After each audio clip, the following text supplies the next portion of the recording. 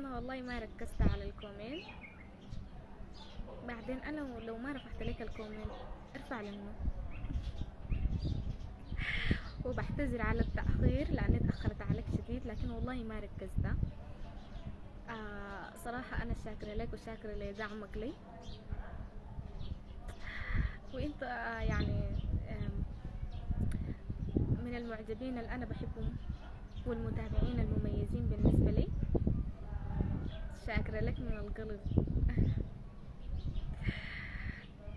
يعني أنا بكون بتكيف لما ألقى كومنت إيجابي، لأنه أصلا الحاجات السمحة ما بيجي إلا من الناس السمحين.